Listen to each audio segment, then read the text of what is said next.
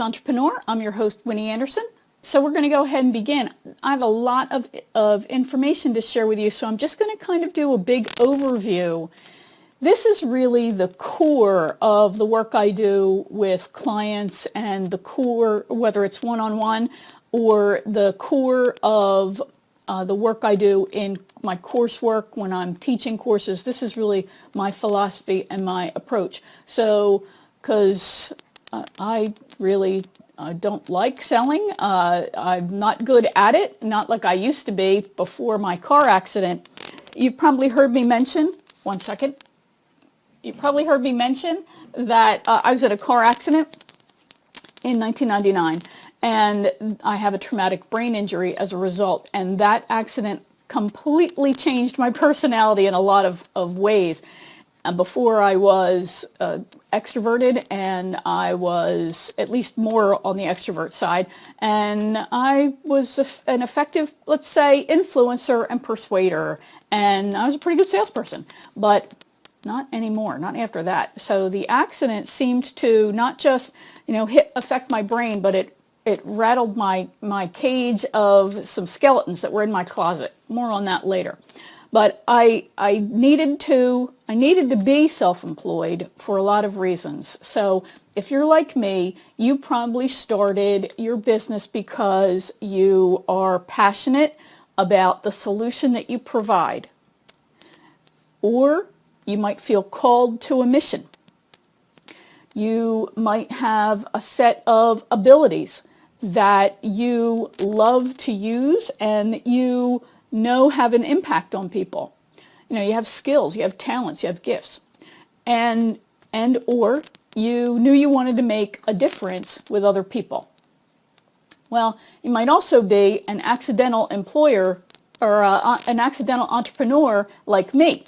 No pun intended on the accident part. Maybe you were forced to start a business, to be a freelancer, to build a solo practice, to build a small business because you couldn't find a job, right? That's certainly realistic for a lot of people. It might be that you reached a point in your life where your life, your private life, and your corporate or organizational life were no longer a fit. That's what really happened to me. When I had that accident, hey, let me know who's here.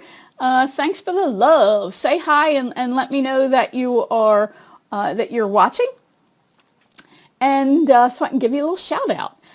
So, okay, back to where I was. So I had to go out on my own. I knew that corporate life, I had to manage my stress level and manage my recovery from the accident, from my injuries. And it was like a job in and of itself, just going to doctors and that sort of thing. So I knew that I could not perform at the level I once did, and I knew I needed to take care of my health. So I had to be out on my own. So that, maybe one of those resonates with you as well, about why you're out on your own. And I think for some of us, we reach a point where we just can't work for somebody else. Right? You just can't. You got to be in control. You've got a different vision and you're ready. Hey, Dave McKinney. Hey, San Francisco. Thanks for stopping by. So anyhow, you go out on your own for one of those reasons, and then you might discover that, oh my gosh, I have to actually get clients, right? I can't just do that thing I do. I got to find somebody to do it for. And therein lies the challenge. And so suddenly you might come face to face with, like I did, a lot of baggage from my past was just really staring me in the face, and I could not get past it. I won't bore you with the details, but I had, let's just say, an emotional crisis. And I really had to recognize that it's me, and I had to fix the issues. So anyway, reality sets in, dawns on you, you got to get these clients. And of course I have notes, so that's why I'm glancing to the side here to make sure I stay on track. So no matter how smart you are, and I know you're brilliant, you may have come face to face with the fact that what you're not brilliant at is in communicating your message, and you're not brilliant at getting people to say yes, or at least take the next step, right? So let me just talk a little bit about why that is. So we have all been conditioned to a very large degree to hate sales and hate selling. So think about this for a second. What's your mental picture of a salesperson? Dave, share your mental picture of a salesperson, if you will. So for me, I'm a child of the 70s, right? So I think of, remember Herb on WKRP in Cincinnati? If you're somebody of a certain age, you might remember that. Herb, he was obnoxious. He wore these horrible, ugly outfits, stripes and plaids, and it was just a nightmare. And he was really obnoxious and offensive and not very bright. So there's one mental picture of a salesperson, not a positive one. Then you might remember the movie Glengarry Glen Ross. Awesome, awesome movie with all these fabulous, great male actors. And they are sharks, right? They're these awful salespeople. So that's what the media shows us, is negativity. Then we have these conflicting messages that we experience as we grow and as we interact with society and life in general, right? Where we, as children, at some point, we're cute and we're nice and everything's wonderful. And then we get told that don't get too big for your britches, don't be a show-off, don't brag, nobody wants to hear you toot your own horn, all of that negativity. And so now we start to play that down, and when we get out on our own, we might struggle to talk about, this is what I do, and here's how I can positively impact you. So we also then get conditioned by what we heard our parents or guardians or, our family of origin, what we heard people say and deal with when they were making purchases. So if you had folks in your house who talked about being ripped off or taken advantage of or misled, all of that kind of stuff, you're absorbing that, and you're going to then have these beliefs that salespeople are just out to screw you. They're just out, they're all about themselves and their commission, and they don't care about you. So then we have, we get older, we have our own experiences as a buyer. For many of us, it's buying our first car, or buying maybe our first stereo, or some kind of, what's up to us was a big appliance, right? And we're not experts in this, and we think the salesperson could be, or they present themselves as, and then we feel maybe we got cheated or taken advantage of. Then on top of all of this is our own personality and our conflicting needs and wants. And I've talked about that, how you want to have a great life, you want to earn a great living, but at the same time you have a need for security, and if that need is dominant, which it normally is, it's going to be very difficult for you to cross that bridge of fear and make the sales and make the revenue that you want.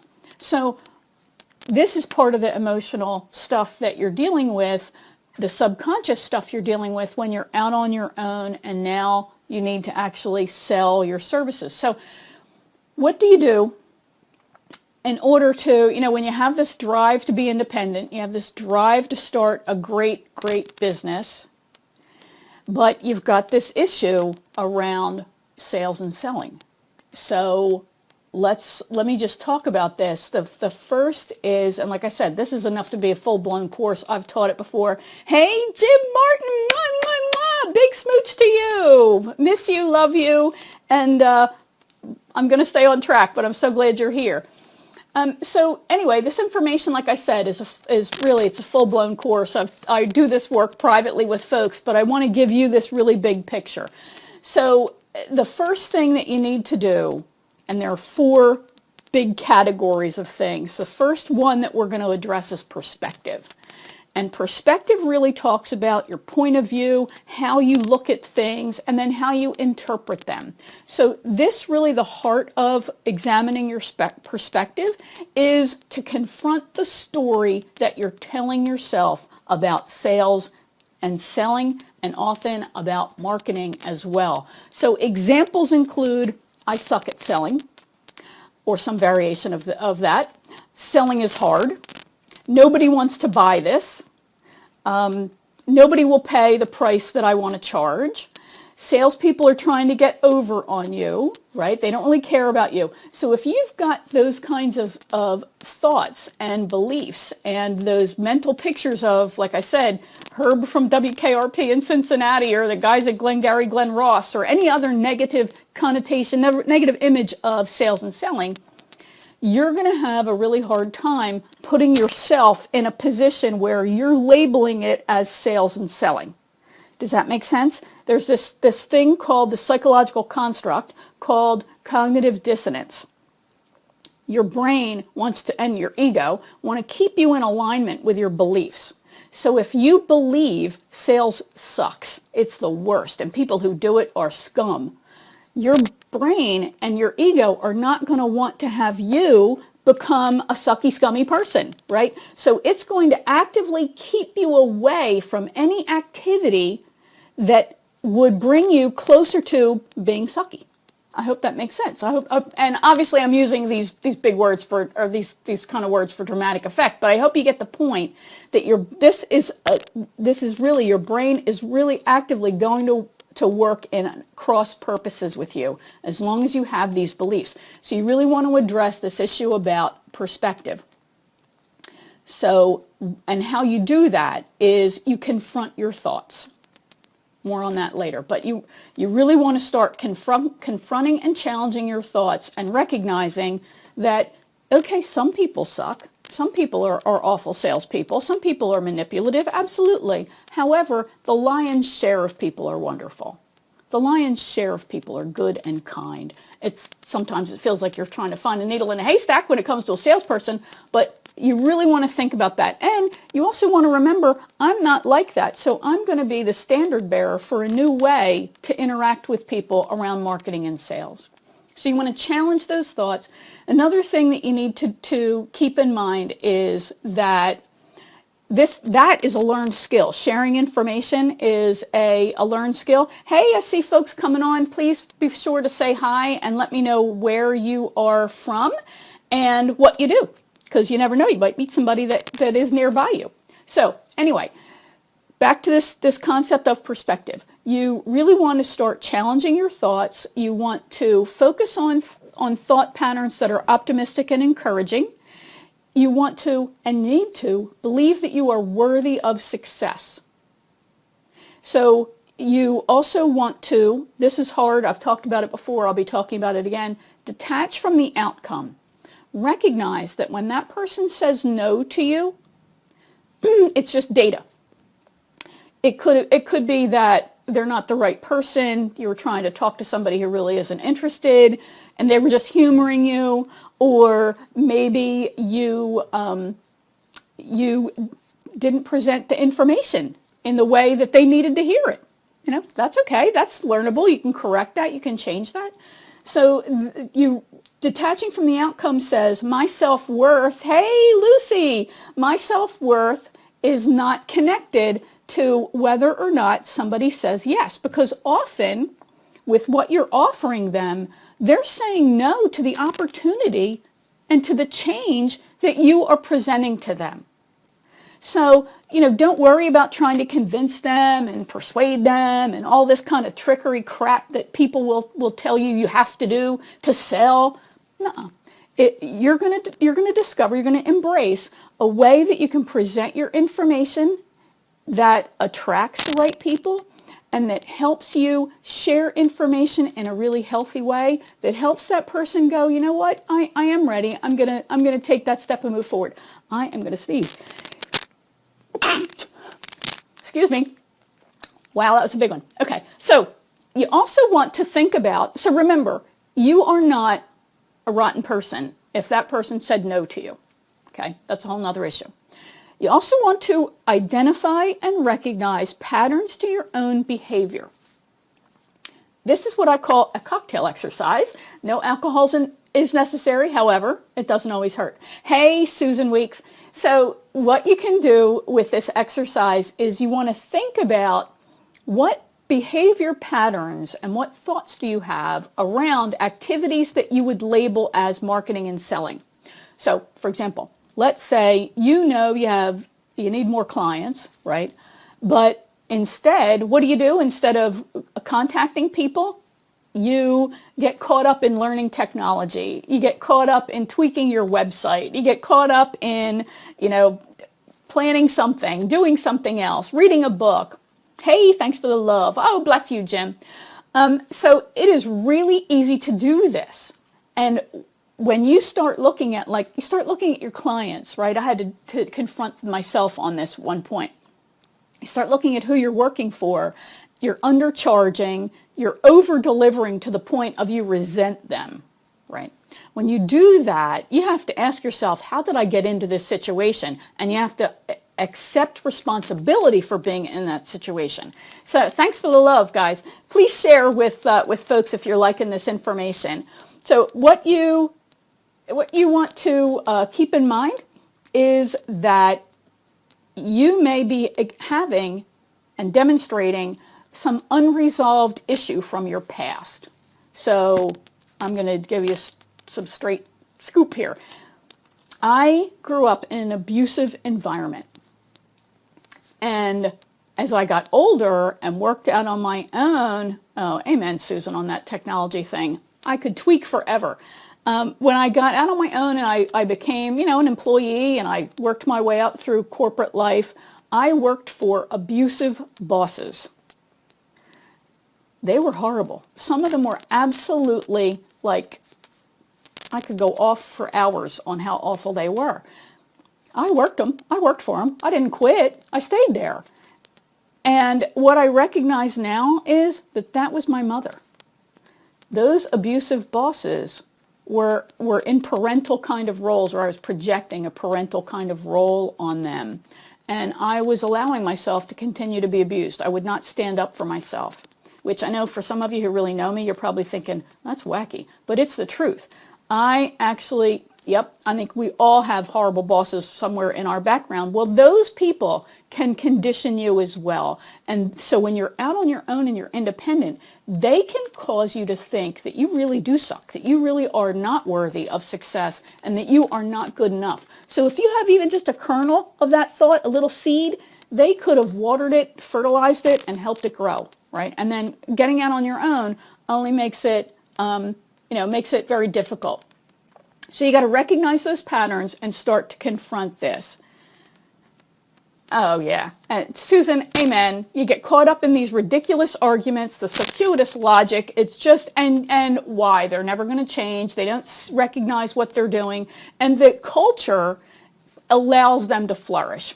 I could go off for hours on that one. So anyway, all of that, they're tips on perspective. So if you came into this video late, you want to make sure that you watch the beginning, because you really want to challenge. It's step one, is looking at your own perspective, because you're the one who you can really control. So you really want to make sure that you are looking at your thoughts, looking at your actions, and bringing your brain into alignment with who you want to be, right? So perspective is number one. Next is positioning. Now we get into brass tacks around how do you really sell when you hate selling. But it all starts with that mental stuff. We know that we're the biggest obstacle on our path to success, right? Okay, so positioning. So if you hate to sell and you're not crazy about marketing either, here's what you need to do. It's super critical that you position yourself really clearly, because it's going to help you stand out so clearly that you're able to attract people and opportunities rather than chasing them. I don't know about you, hate the chase. So how do you do this? Number one, you have to differentiate yourself. You have to really focus on what makes you unique and different. I've talked about this in other videos. You have to embrace your own beliefs and values. You have to stand for something. You have to draw a line in the sand and say, this is what I believe and this is what I do. You want to narrow your focus. And I know that sounds counterintuitive. You need more clients, not less, right? So what in the heck is this all about, narrowing your focus? But when you do that, it allows you to become the go-to person, the magnet for that problem that you solve. So I gave the example in yesterday's video about my husband, who is not just a lawyer, he's a corporate lawyer. That's narrow focus. And then he's not just a corporate lawyer, he is a casino law specialist. That's super focused. And then his even narrower specialty is he's an expert in compliance, regulatory compliance issues for the casino industry. That's super, super narrow, but he's incredibly well respected. He is really seen as a true expert, and he's a magnet. People love him because he's so awesome at what he does. So that's an example of it. And there's a person named Suzanne Falter Barnes, who she was a branding consultant at one point. Now I think she's a full-time writer, but she really talked about having your focus be an inch wide and a mile deep. And I think that's a great analogy. Again, it's all about being magnetic. So you want to make sure that you've got a crystal clear message, simple, direct, and that it resonates with this very narrow focus. So a lot of this sounds counterintuitive, but when you think about it, this is sort of what doctors do. Doctors get that they have to specialize. So do lawyers. And they start to specialize in a specific thing. You know, when you've got a problem, I recently had a problem with my hearing, which is really terrifying for somebody who works online like this. And I didn't go to a general practitioner. I went right online and I found one of the top 10 hearing experts in the region because I'm not messing around with my ears. So that's really the same thinking that people have when they identify that they've got a problem that is critical to address. So that's part of, that's another cocktail exercise for you, is to sit back and think, have I created an offering that is so compelling, a set of services that is so must-have, that people, they've got to work with me and they've got to have that solution. So that's a little bit further in here, but it's all part of your positioning. You got to be unique and you have to be an expert at what you do. Okay, and stay on message.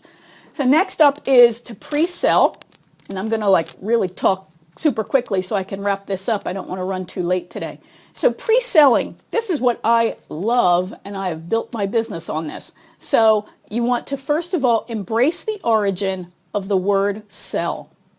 We think of it as to get, right? To get money from people and then in exchange for what we offer. But we miss that exchange of what we offer. The origin of the word sell is the word sellin, S-E-L-L-A-N. That word means to give. No kidding. Selling actually started by meaning to give. And when you think about it, it's super true in services. We're giving of ourselves. If we created a product, we're giving to that person, but we're also receiving value in return for that, right? So pre-selling is educating and elevating. It's educating the person about what you do, about your beliefs, and doing that education in such a way that they get a feel for what, thanks for the love. It is a value exchange. That's a great point, David. Absolutely. And the trick is to make sure that you're charging in relationship to that value. So great point. So you want to make sure that you are educating and elevating and doing it in a way that is helping them cognitively understand how you have the solution to the problem, how you can solve that problem. But you want to do it in such a way that they really get a sense of what it would be like to work with you, whether it's one-on-one work or whether it is a group, being part of a course, or even buying your book. Because when you read a book, you can sometimes hear that person in the back of your head. I've had clients tell me that when they're in a sales situation, they hear me talking them through the process, which is awesome.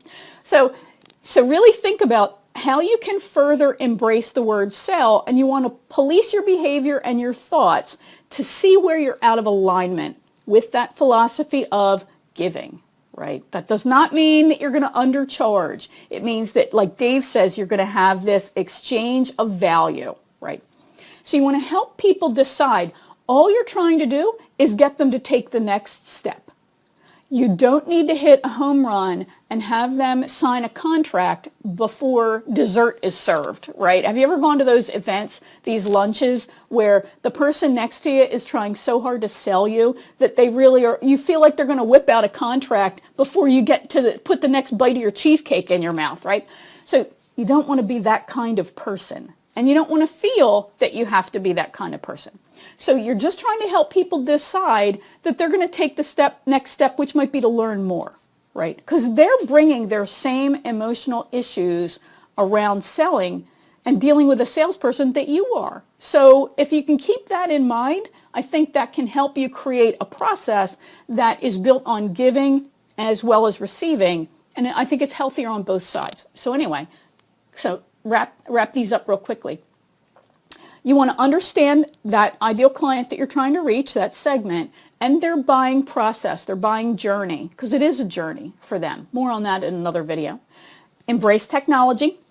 Don't be scared of it, because this stuff is key to pre-selling yourself. Podcasting, Susan Weeks is creating a podcast, and I do a podcast. I also do these live videos. This is my new show. It's going to become a podcast, but I do this so I can connect with people as well as educate them. And it's also shareable. So I just love leveraging technology. It's such a smart use of your time and effort. And then you create content that you can use to create books and just all kinds of great stuff.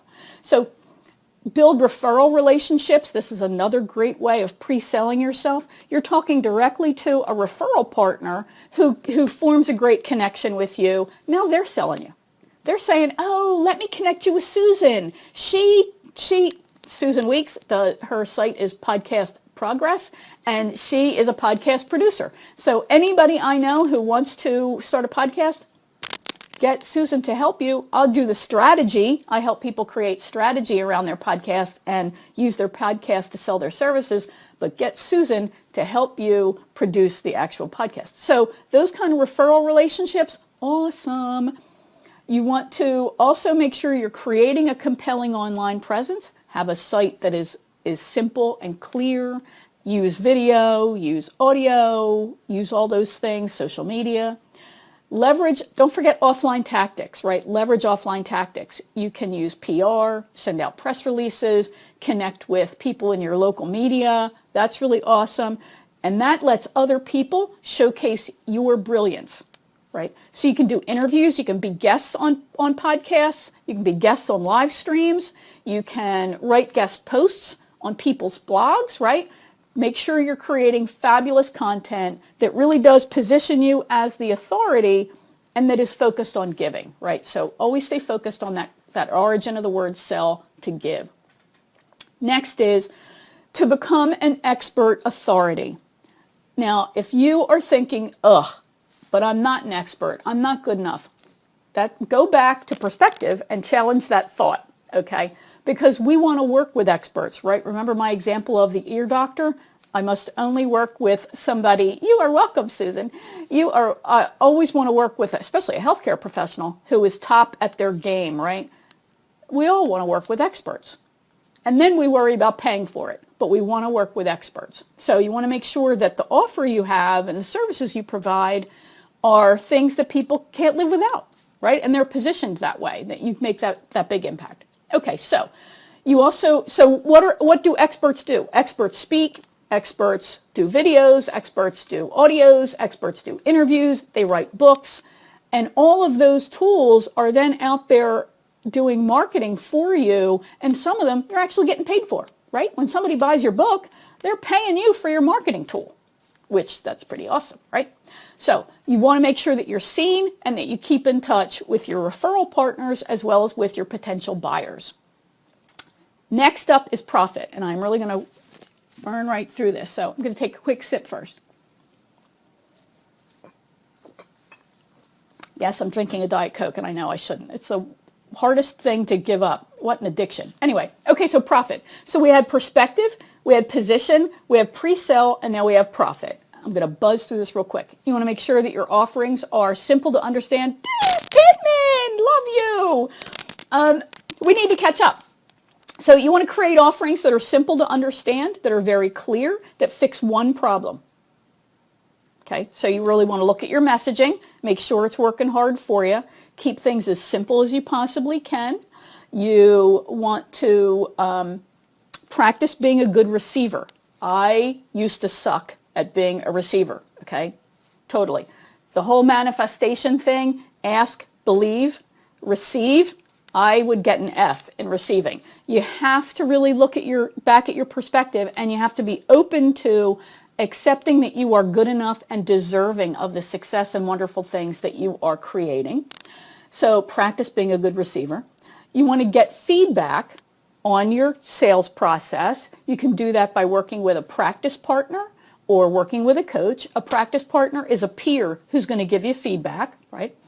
Get help before you need it. You're going to need admin help. You need tech help. Don't do stuff that is not your strength. Stay focused in your genius zone. Make money. Pay people to help you. That's really going to help you create that wildly profitable business that you really want. And it's going to feel so much lighter and more joyful. Okay? So stop doing stuff you hate. Next is create tools that sell for you. I talked about that, right? The videos, the books, the audios, the guest posting, etc. All of those things are really shareable, and that's what you want. You want to create tools that are super shareable. When you hate selling, you need to create what Lisa Sasevich calls these little soldiers that are out there doing the job for you. So that's why I do these videos, so I can get my message out and I can help people at the same time. So these little tools are going to be out there selling for you, and I love technology because there's nothing that will create an emotional connection like your voice or your physical appearance. So get over yourself. You're beautiful the way you are. You have a valuable message. Get over it. You don't like your voice. I hate my voice. Just get past that because other people want to hear what you have to say. So create those tools and create a process that helps educate buyers, elevates you as the trusted advisor, and then makes it easy to just step forward and take the next step. So in all of this, you want to stay away from feelings of perfection and that not worthiness. You really want to always refer back to your perspective to see if you've become maybe your own worst enemy and you're making things harder than they have to be. Whew. So that was a lot for today. Sorry I ran over time, but I hope that you felt this was great information. I'm going to be going back over this kind of information in future videos, and this is really the nature of the work that I do. I work with people who hate selling, who are awesome at what they offer, and I help them create models and things that will sell them for themselves, so they don't have to create those experiences and do the hard sell, right? We don't want that kind of experience. So this has been Winnie Anderson for The Courageous Entrepreneur, and oh, thank you, David. I'm so glad that you liked that. Please feel free to add questions or comments, and I will, big thumbs up to you, and I will definitely respond, and I'll tag you to make sure that you see my response. So if you like what you hear, please make sure that you like my business page so you get notified when I go live. And you can, if you would like to have a conversation about your sales process and you really want to look at how can you embrace this position pre-sale profit kind of model, then just drop me a note and we'll talk about it so you can really move forward boldly and bravely as the courageous entrepreneur you are. So this has been Winnie Anderson for The Courageous Entrepreneur, and I will catch you in another episode real soon. Bye for now. Have an awesome weekend. See ya.